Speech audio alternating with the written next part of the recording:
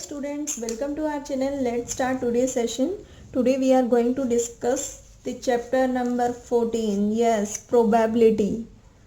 तो बच्चे बोल रहे थे मैम एक वीडियो प्रोबेबिलिटी की बनाइए.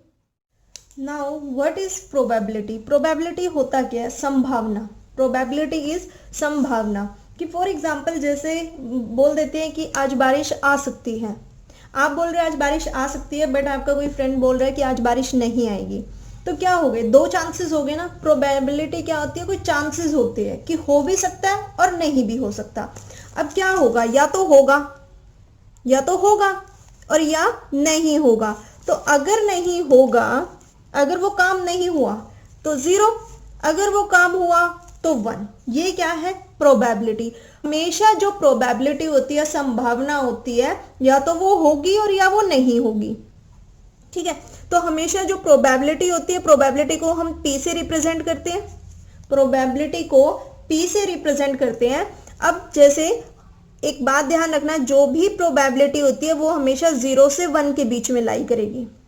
0 से 1 के बीच में लाई करेगी. अगर आपका आंसर इस चैप्टर में माइनस में आ रहा है तो इसका मतलब आपका आंसर गलत है. 1 से बड़ा आ रहा है, 1 में कुछ ऐड होके 1 से बड़ा आ रहा है तो भी आपका आंसर गलत है. या तो आपका पॉइंट 0.1, 0.2, 0.22, 0.45 कुछ ऐसे आएगा, या आपका आंसर फ्रैक्शन में आएगा. For example 1/3, 1/2, because if we divide this numbers they lie between 0 and 1. तो चेक कर लेना, आपका आंसर अगर 0 से 1 के बीच में है then your answer is correct, otherwise your answer is wrong. तो प्रोबेबिलिटी हमने समझा कि ये होती है संभावना. अब फॉर एग्जाम्पल आप टॉस करते हो. टॉस, एक कॉइन को टॉस किया आपने, क्या क्या आ सकता है? या हेड आ सकता है या टेल आएगा. दो में से एक चीज ही आएगी. जो बच्चे ये सोच रहे हैं कि वो बीच में अटक जाएगा, तो ऐसा बिल्कुल भी नहीं होगा. उठपटांग के क्वेश्चन हमारे एग्जाम में नहीं आते. तो दो ही चीजें आएंगी, या तो हेड आएगा या टेल आएगा. तो हमारे पास क्या हो गया? ये हमारे पास हो गया सैंपल स्पेस, जिसको हम रिप्रेजेंट करेंगे एस से. Sample space. Sample space means the total outcomes, number of possible outcomes. कि टोटल आउटकम्स क्या क्या आ सकते हैं. इससे अलग तो कुछ आएगा नहीं. 1 2 3 तो उसके ऊपर कुछ लिखा हुआ आएगा नहीं कि या तो हेड आएगा या टेल आएगा. दो ही चीजें आएंगी. If we throw a dice, for example एक ही डाई थ्रो की हमने, जैसे हम लूडो खेलते हैं, तो क्या क्या आ सकता है? 1 2 3 4 5 and 6. These are the total outcomes for the die. तो ये आ सकता है. ये हो गए हमारे sample space, that is the total number of possible outcomes, कि ये आउटकम्स आ सकते हैं. अब एक चीज आती है हमारे पास, favourable outcome. Favourable outcomes. Favourable outcomes क्या होते हैं? फेवरेबल आउटकम्स वो होते हैं जैसे उनके ऊपर कुछ ना कुछ कंडीशन लगा दी जाती है. अब कंडीशन कैसे लगेगी? कंडीशन कैसे लगेगी कि डाई थ्रो की आएगा तो इनमें से ही आएगा, तो इनमें से ही, लेकिन ये प्रोबेबिलिटी बताओ कि वो नंबर 4 से बड़ा आना चाहिए. तो 4 से बड़ा नंबर तो 2 ही आ सकते हैं, या तो 5 आएगा या 6 आएगा. तो उसको हम रिप्रेजेंट कर देते हैं ई से. जैसे इसको कंप्लीट को रिप्रेजेंट करते हैं एस से, that is the sample space. तो इसको हम कंडीशन लगने के बाद आएगी ये कंडीशन सैंपल स्पेस में से ही, तो इवेंट. इसको हम क्या कहेंगे? इवेंट. तो इसमें अगर मैं पूछूं कि वो नंबर, एक डाई थ्रो की वो नंबर जो 4 से बड़े आए, तो क्या क्या आ सकते हैं? या तो 5 आएगा या 6 आएगा. तो कंडीशन लग गई. इस कंडीशन से हमारे पास क्या आया? प्रोबेबिलिटी आई किसी इवेंट की. प्रोबेबिलिटी ऑफ एन इवेंट ई. क्या फॉर्मूला होता है प्रोबेबिलिटी का? नंबर. मैं शॉर्ट फॉर्म में लिख रही हूं, आपको कंप्लीट लिखना है. NUMBER. Number of favourable. FAVOURABLE.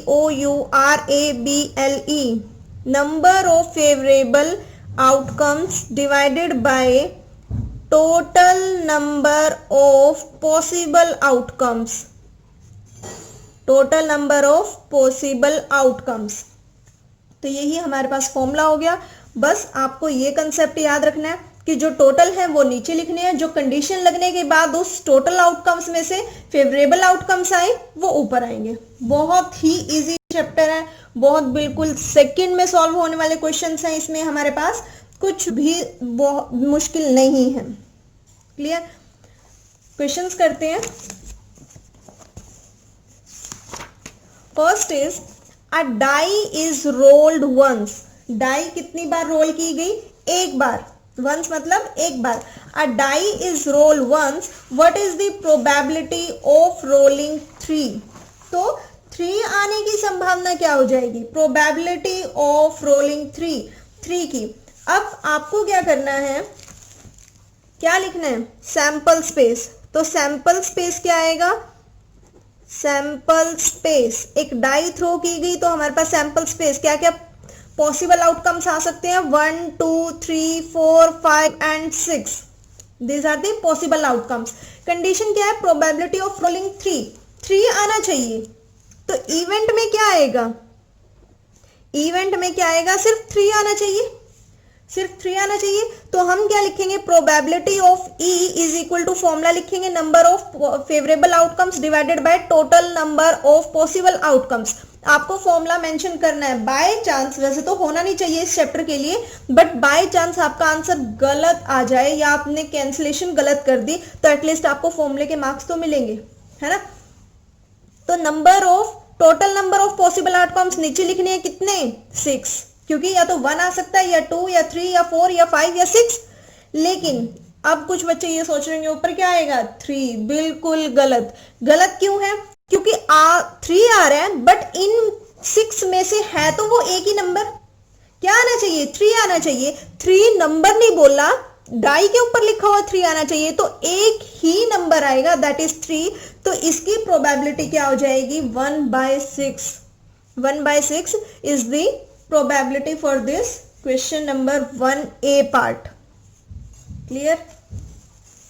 Next 7 आना चाहिए। 7B पार्ट के लिए 7 आना चाहिए। क्या 7 हमारे पास आ सकता है? बिल्कुल नहीं आ सकता। आ सकता है 7? नहीं आ सकता। तो सैंपल स्पेस यही रहेगा 1 2 6 और इवेंट क्या रहेगा हमारे पास? 0। जो हमारे पास सैंपल स्पेस होते हैं और जो हमारे पास इवेंट होते हैं उनको हम करली ब्रैकेट्स में शो कर लेते हैं। ठीक है? तो इन सैंपल स्पेस को और इवेंट को आप करली ब्रैकेट्स में शो कर लेना। तो 7 तो हमारे पास पॉसिबल ही नहीं है, पॉसिबल आउटकम्स में आता ही नहीं डाई के ऊपर। अब कुछ बच्चे ये सोच रहे होंगे कि एक बार 6 आ गया, एक बार 1 आ गया, 6 की बारी भी तो मिलेगी। ऐसा नहीं है भाई, अपनी मर्जी से कुछ भी तुक्के नहीं लगाने, जो बोला गया सिर्फ वही ध्यान रखना है। तो क्या करना है? 7 नहीं आ सकता। तो 7 नहीं आ सकता तो इवेंट क्या हो गया? 0। इवेंट 0 हो गया तो इसका answer probability of E is equal to 0/6। This is the number of favourable outcomes and divided by total number of possible outcomes. तो 0/something इज 0। 0 अगर ऊपर आ रहा है, नीचे कुछ भी नंबर हो तो we will get the answer 0। Probability of E is equal to 0/6, 0। C part an even number. Even number आना चाहिए। अब हमारे पास जो सैंपल स्पेस है, सैंपल स्पेस क्या है? डाई थ्रो की गई है 1 2 3 4 5 6 an even number. Even number आना चाहिए। तो इवेंट क्या क्या आएंगे? Even number. We know that even numbers are those numbers which is a multiple of 2 और we can say that even numbers are those numbers which are divisible by 2, है ना, जो 2 से डिवाइड होते हैं। या फिर ये कह सकते हैं जिसके लास्ट में 0 2 4 6 8 होता है। तो इवन नंबर्स कौन से हो गए? 2 4 6, these are the even numbers. तो अब प्रोबेबिलिटी क्या आएगी? First you have to write the formula, then these are 3 numbers. 3 number है ये। तो now we can write 3 divided by 6, that is 1/2 is the answer for this question. Clear? 1/2 इसका answer आ गया। समझ आ गया कैसे? Because 2, 4 and 6 are the even numbers and total number of possible outcomes are 6. 3/6, 3 1s are 3, 3 2s are 6, 1/2 is the answer. Next, a prime number. आपके basic concept clear होने चाहिए। अब तक मैंने आपको जो भी ये नंबर्स आ रहे हैं सबके बारे में डिस्कस किया हुआ है किसी ना किसी चैप्टर में। तो प्राइम नंबर्स क्या होते हैं? Prime numbers which has only 2 factors 1 and itself, जिसके सिर्फ 2 ही फैक्टर होते हैं, एक 1 और एक वो खुद। या तो वो 1 के टेबल में जाता है या वो खुद के टेबल में जाता है। कौन से ऐसे नंबर है, सैंपल स्पेस तो यही रहेगा क्योंकि डाई थ्रो की गई है। तो इवेंट क्या हो जाएगा, इवेंट चेंज हो जाएगा। इवेंट क्या होगा, इवेंट क्या होगा 2, 3 and 5, 2, 3 and 5। I want to tell you that prime number starts from 2। अब कुछ बच्चे ये भी सोच रहे होंगे 1 क्यों नहीं होगा, क्योंकि 1 तो 1 के टेबल में जाता है। अगर 1 के टेबल में जाता है तो ये तो सिर्फ इसके एक ही फैक्टर हुआ ना, ये सिर्फ एक ही टेबल पे जा रहा है, वो भी 1 के।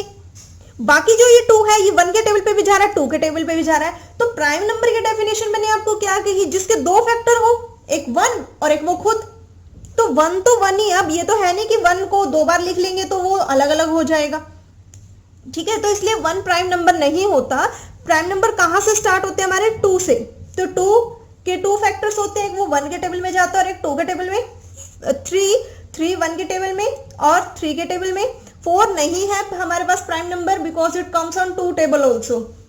5 इज अ प्राइम नंबर। तो इसका आंसर भी हमारे पास क्या आ जाएगा, P of E equal to 3/6, that is 1/2 is the probability for the D option. Next, Ramesh choose a date of random in April for a party. Ramesh ने क्या किया, एक कोई भी रैंडमली डेट चूज कर ली पार्टी के लिए। Calculate the probability that he chooses Saturday. Probability निकालनी है कि उसने क्या चूज किया, Saturday. Next, Sunday, C part में सैटरडे और संडे। तो इसकी प्रोबेबिलिटी क्या हो जाएगी हमारे पास, सैटरडे। ये हमें अप्रैल महीने का कैलेंडर दे रखा है भाई।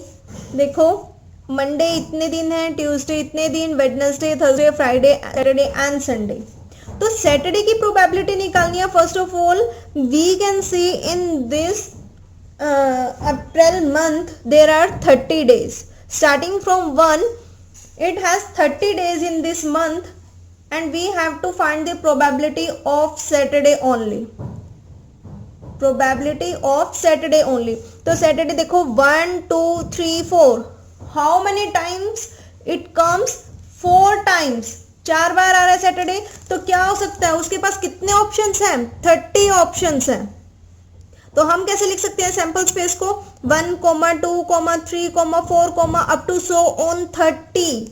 अब हमारे पास इवेंट क्या क्या है, इवेंट क्या क्या है, या तो वो 3 डेट को जा सकता है, या 10 को, या 17 को, या वो 14 को जा सकता है। 3, 10, 17 and 14।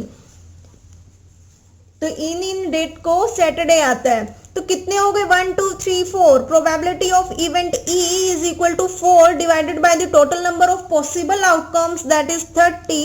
Now we can cut it on 2 table, that is 2/15 is the answer। Easy था, 30 टोटल थे और सैटरडे हमारे पास इसी स्टेट को आ रहे हैं। तो क्या हो गया प्रोबेबिलिटी इवेंट की, 4/30।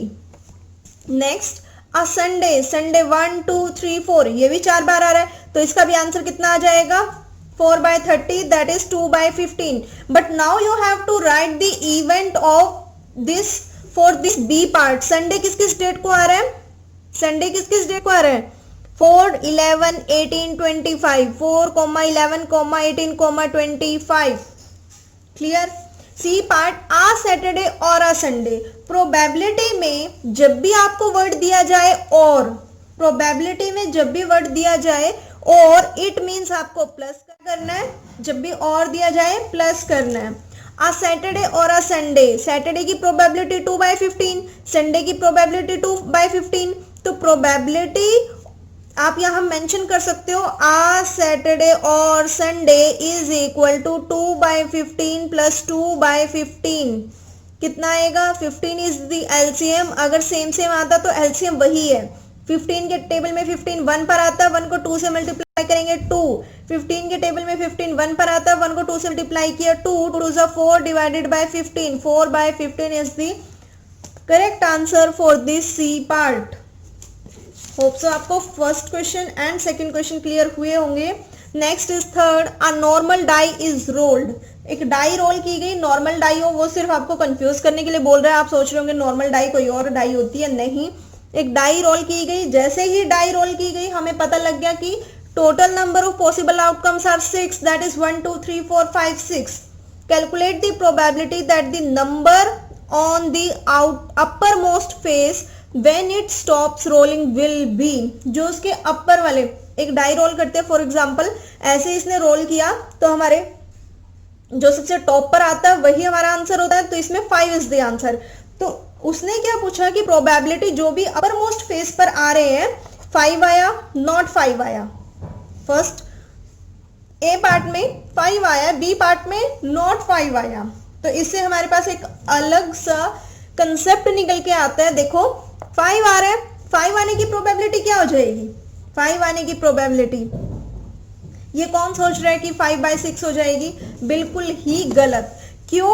क्योंकि सैंपल स्पेस अगर एक डाई रोल की गई है 1 2 3 4 5 6, these are the sample space and let E be the event for this probability so that the uppermost face when it stops rolling will be 5. तो क्या आएगा? 5 आ रहा है, 5 आ रहा है ना. तो probability of event E is equal to total number of favorable outcomes divided by total number of possible outcomes. You have to write the formula first, then what is the answer? 5 आ रहा है तो आ तो एक ही number रहा है, तो हम क्या लिखेंगे? 1 नॉट 5. एक ही नंबर आ रहा है तो 1 लिखा, divided by total number of possible outcomes are 6, that is 1/6 is our final answer. Next अगर बी पार्ट की बात करें, नॉट 5. अगर आपसे ये पूछ ले नॉट 5, 5 नहीं आ रहा, 5 नहीं आ रहा, 5 नहीं आ रहा, तो इसका मतलब अब इवेंट क्या हो जाएगा? इवेंट हो जाएगा या तो 1 आएगा या 2 आएगा, 3 आएगा, 4 आएगा, 5 तो आ ही नहीं रहा, या फिर 6 आएगा, या 1 2 3 4 6. तो कितने हो गए? 1 2 3 4 5 नंबर्स हो गए, 5/6. ये हमारे पास आंसर हो गया. अब इस पार्ट के लिए आपके पास दो ऑप्शंस हैं. या तो आप ऐसे निकाल लो कि 5 नहीं आ रहा, तो जो नहीं आ रहा उसको स्किप करके जो आ रहे हैं वो कर लो. या फिर अगर आपके पास ऐसा क्वेश्चन आता है कि एक तो निकाला है कि वो चीज आनी चाहिए, दूसरी निकाल रहे हैं कि वो चीज नहीं आनी चाहिए, तो जब भी ऐसा केस आ जाए, जैसे ए पार्ट में बोला कि 5 आना चाहिए, 5 आ रहा है अपर मोस्ट पे, बी पार्ट में बोला कि नॉट 5, 5 नहीं आ रहा, ठीक है. तो जब भी 5 नहीं आ रहा या कोई और नंबर नहीं आ रहा, 5 आने की प्रोबेबिलिटी हमें पता है, तो क्या करो? 5 ना आने की प्रोबेबिलिटी क्या हो जाएगी? 1 में से आने की प्रोबेबिलिटी माइनस कर दो, 1 में से माइनस कर दो, because we know that 1 is the total probability for any condition, है ना.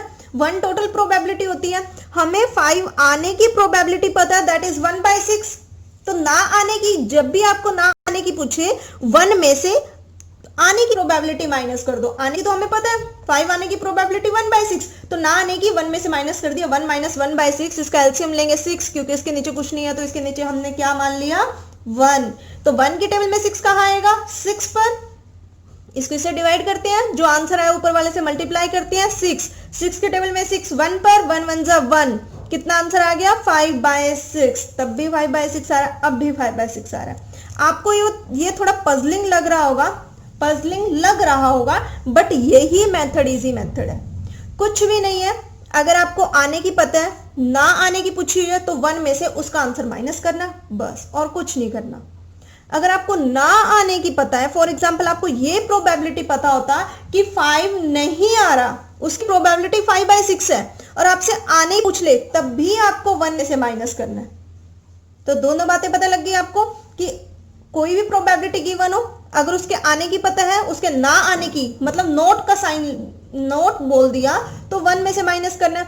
अगर आपके पास कोई आंसर है कि नोट 5, उसके ना आने की प्रोबेबिलिटी पता है, आने की पूछी है, वाइसा वर्सा, तो भी आपको 1 में से ही माइनस करना है. Clear. Next is an odd number. An odd number you know very well, 1 3 and 5 which are not divisible by 2, that numbers are odd numbers. तो क्या हो जाएंगे? 1 3 5, 3 नंबर्स हो गए, 3 बाय टोटल नंबर 6 है, कितना आंसर आ जाएगा? 1/2. इजी था. अब कंपोजिट नंबर कौन से नंबर होते हैं? कंपोजिट नंबर्स कौन से होते हैं? Composite numbers are those numbers which are not prime. वो नंबर जो प्राइम नहीं है वो बाकी कंपोजिट नंबर है. या फिर हम क्या कह सकते हैं, प्राइम नंबर में तो क्या होता है, जिसके 2 फैक्टर होते हैं, 1 एंड इटसेल्फ. जिसके ज्यादा फैक्टर होते हैं, more than 2 factors, that number are composite number, मतलब जो किसी और के टेबल पे भी जा सकते हैं। प्राइम का उल्टा कह सकते हैं, है ना। प्राइम के 2 फैक्टर होते हैं, 1 एंड इटसेल्फ, तो कंपोजिट क्या होंगे, जो किसी और के टेबल पे भी जा सकते हैं। जैसे 2 के चले गए, 4 हो गया, 4 इज एन कंपोजिट नंबर, क्योंकि वो 1 के टेबल पे भी जा रहा है, 2 के टेबल पे भी जा रहा है, 4 के टेबल पे भी जा रहा है, तो उसके कितने हो गए, मोर देन 2 फैक्टर्स हो गए। 3 फैक्टर हो रहे हैं उसके, तो मोर देन 2 ही हो गए, that number are composite number. तो कंपोजिट नंबर कौन कौन से बनेंगे इसमें से, this is our sample space for rolling a die, तो इसके लिए इवेंट क्या बनेगा, इवेंट क्या बनेगा, 4, 5 is a prime number and 6, यही बनेंगे, क्योंकि 5 तो प्राइम नंबर है। तो इसका आंसर कितना आ जाएगा हमारे पास कंपोजिट नंबर के लिए, probability of event E is equal to 2/6, that is 1/3, यही होगा आंसर। Very simple. अगर आपके कंसेप्ट क्लियर है, आपको डेफिनेशंस पता है, तो you can easily find out the probability of any part, 3 और 6। क्या आ रहा है ऊपर, या तो 3 आ रहा है या 4 आ रहा है, या तो 3 आ रहा है या 4 आ रहा है, इवेंट क्या हो जाएगा, या तो 3 आ रहा है या 4 आ रहा है, तो मतलब 2 चीजें आ रही हैं, 2 चीजें आ रही हैं, 2 आ रही है, कितने में से आ रही है, 6 में से, 2/6, that is 1/3 is the answer. a 1 और a 2 और a 3 और a 4, तो टोटल आउटकम्स कितने आ रहे हैं, 4 आ रहे हैं, 1 2 3 4, और तो इसकी प्रोबेबिलिटी क्या हो जाएगी, probability of an event E is equal to 4/6, that is 2/3, 2 2 is 4, 2 3 is 6, 2/3 is the correct answer. An even prime number, even भी होना चाहिए और वो प्राइम नंबर भी होना चाहिए, तो इनमें से इवन तो हमें पता है क्या है, 2 इवन है, 4 इवन है, 6 इवन है, 2 इवन है, 4 इवन है, 6 इवन है, लेकिन इनमें से प्राइम कौन सा है, 2 और 6 तो किसी और के टेबल पे भी जाते हैं, 4 और 6 किसी और के टेबल पे भी जाते हैं, 4 किसके टेबल पे जाता है एक्स्ट्रा, 2 के टेबल पे, 6 तो 2 के टेबल पे भी जाता है, 3 के टेबल पे भी जाता है, 1 के टेबल पे भी जाता है और 6 के टेबल पे भी जाता है। So these numbers are composite numbers. तो रह गया क्या, सिर्फ एक 2, सिर्फ एक 2 ही ऐसा नंबर है जो इवन भी है और प्राइम भी है, तो इसका आंसर कितना आ जाएगा, 1/6, क्योंकि 6 में से सिर्फ एक ही ऐसा नंबर आ रहा है जो इवन भी है और जो प्राइम भी है। क्लियर, होप सो आपको 1 to 3 क्वेश्चन अच्छे से क्लियर हुए होंगे। फिर भी अगर आपको कोई डाउट आता है, you can comment in the comment box. Video पसंद आए तो लाइक करना, वीडियो को शेयर करना, चैनल को सब्सक्राइब करना। बाकी के रिमेनिंग क्वेश्चंस हम नेक्स्ट वीडियो में देखेंगे। तब तक के लिए बाय बाय।